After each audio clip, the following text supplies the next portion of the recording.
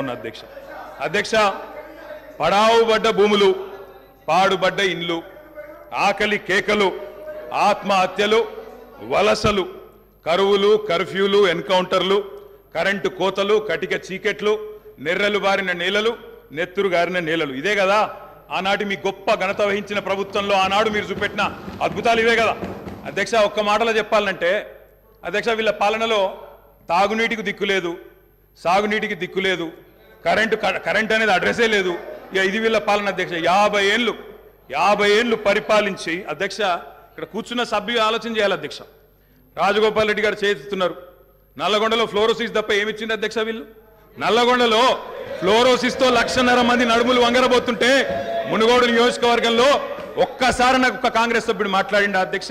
అధ్యక్ష సబ్జెక్టే మాట్లాడుతున్నా అధ్యక్ష. తర్వాత సభ్యుడికి ఇష్టం వచ్చినంత టైం ఇవ్వండి, మాట్లాడినివ్వండి, మాకు అభ్యంతరం. I'm not yielding sir.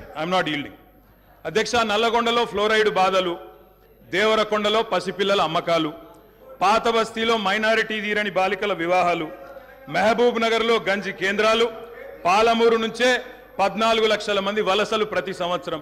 అధ్యక్ష, ముఖ్యమంత్రి రేవంత్ రెడ్డి గారి సొంత నియోజకవర్గం కొడంగల్లో ప్రతిరోజు 2 బస్సులు అధ్యక్ష బొంబాయికి పోయేది. కొడంగల్లో, నారాయణపేటలో, మక్తల్లో ప్రతిరోజు 2 బస్సులు.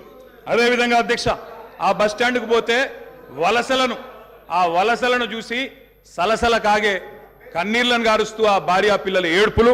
అదేవిధంగా 50 ఎకరాలు ఉన్న రైతైనా సరే అధ్యక్ష, తెలంగాణలో ఆనాడు కాంగ్రెస్ పరిపాలన ఎంత గొప్ప పరిపాలన అంటే అధ్యక్ష, మహబూబ్ నగర్లో 50 ఎకరాలు ఉన్న రైతైనా సరే గుంపు మేస్త్రిగా పనిచేసే దుస్థితి అధ్యక్ష. హైదరాబాద్కి వచ్చి కూలీ చేసుకునే దుస్థితి. ఇది వాస్తవం అధ్యక్ష, వారికి కూడా తెలుసు.